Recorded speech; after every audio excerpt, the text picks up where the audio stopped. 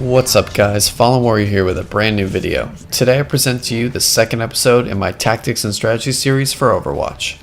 This episode will showcase some footage of me playing Mercy on the defend phase on the map, Route 66.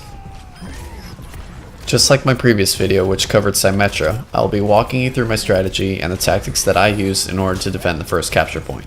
Sadly, the attackers were unable to even capture the first point. Don't forget to like the video and consider subscribing to my channel if you like what you see. In fact, let me know in the comment section below what you thought of the video and feel free to ask questions about anything that was unclear. Your feedback is very important to me. Anyways, that's all for now, and I hope you enjoy, and I will catch you all later.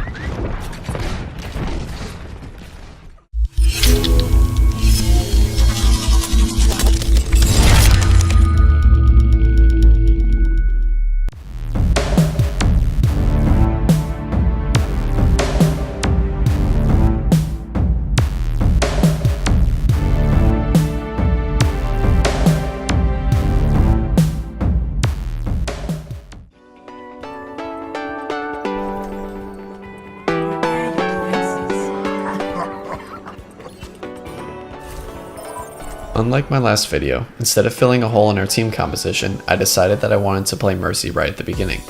As the rest of my team began to choose their heroes, I was able to determine that Mercy was the best pick. Mercy was the right pick since her healing rate is a bit quicker than the other support heroes. Since we probably weren't going to be grouped up, I decided not to choose Lucio instead. Now you could say that Zenyatta would be a good choice since he can heal from a distance without being on the front line.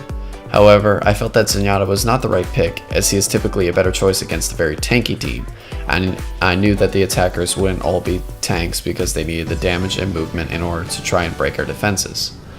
Plus, Mercy can buff Bastion's damage as well as Widowmaker's. That is why I went with Mercy instead of the other support heroes. My strategy for Mercy is to obviously heal all of my teammates as much as I can. Rather than focus on the enemies, I focus more on the health and status of my teammates. So instead of checking for threats from enemies, I just fly between the teammates and make sure to prioritize the ones with the least health first. If everyone has full HP, then I focus on buffing the damage on a hero like Bastion.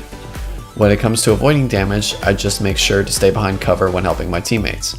If there is a Reinhardt on the attacking side, I make sure I stay away from him and fly away to the furthest teammate as soon as possible. So by prioritizing my teammates over the enemy, I am able to let my teammates do the fighting and focus on defense, while I focus on keeping everyone in the action. However, early on in this match, I made Bastion my early priority. With a good Bastion and Mercy on a team, it makes it hard for the attackers to push forward.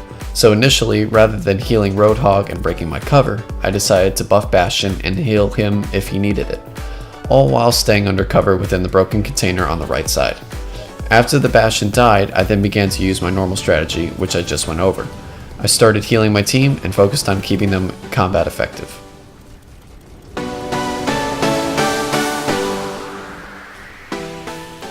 It is highly important that you get your resurrection charged as soon as possible. I find the fastest way to do this is to heal the tank on your team, especially if he or she is low on health. This way, it takes longer to heal them and it gives you more charge to your ultimate than healing a bunch of squishy people. However, you do want to keep your teammates alive, so heal your tank as much as you can, provided that your squishy teammates aren't almost dead. All you have to do now is prioritize who you're going to heal and avoid damage from the attackers. Another minor tactic that I use on occasion when the tank on my team pushes up is heal them from a distance. This allows the tank hero to push forward without dying, and at the same time I get to constantly heal them as they absorb damage, thus increasing the rate at which I charge Mercy's resurrection, and also pushing the attackers back. Typically, you will want to save your resurrection for when a lot of your teammates are down. However, since we had pushed them back a bit, I decided to use it in order to raise Reinhardt and keep up the pressure. After I raised the Reinhardt, we then lost Bastion on the left side. Since I had already used my resurrection, I was unable to revive him and we were no longer able to hold our position, so we fell back a bit. I looked around and saw that Junkrat was low and flew up to heal him. Right after I healed him, I noticed Roadhog was low, but he was still being attacked.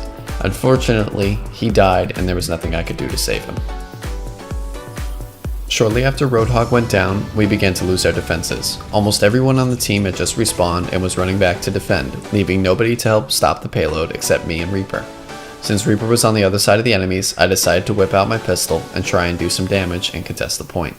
However, with Reaper dying shortly after that, I was the only one left to guard the payload and therefore was shortly eliminated after that. If I had saved my resurrection instead of resurrecting Reinhardt earlier, maybe this would have turned out differently. But I had made that decision and decided to continue my current strategies.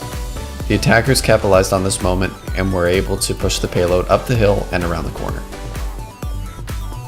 Since I got cut out by that Roadhog and was unable to escape him by flying to a teammate, I was eliminated quickly after I respawned.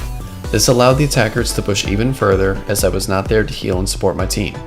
That is why it is crucial that you stay away from the enemy because you can't support your team when you are dead. A quick tactic that I use when I'm in a rush to get back to my team is try and fly to a teammate who is ahead of me on their way from spawn to the fight.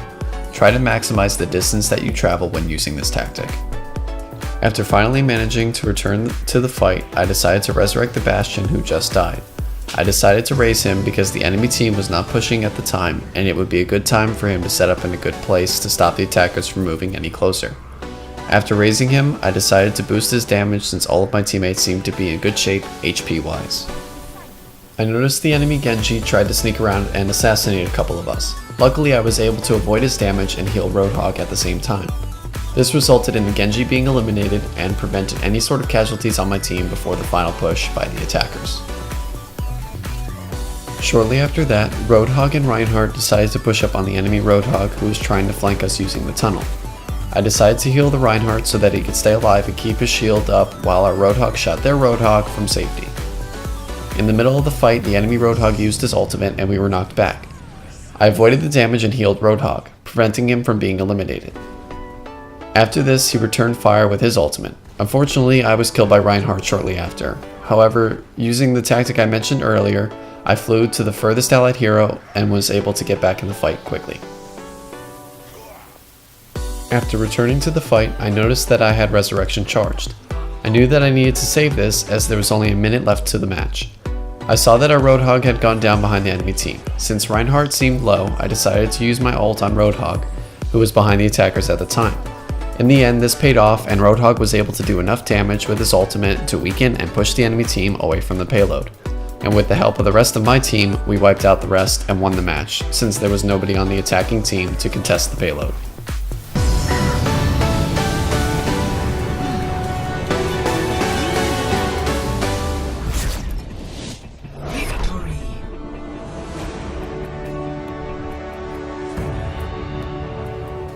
Well guys, that is all for episode 2 of my Overwatch Tactics and Strategies series.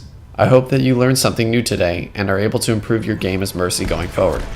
If you liked the video, feel free to hit that like button. If you have any questions or comments on the video, feel free to leave them in the comment section below. And don't forget to subscribe for more great videos like this one. Next week, I will probably make a video on Lucio, so stay tuned for more. Thank you all for watching, and I will see you all soon.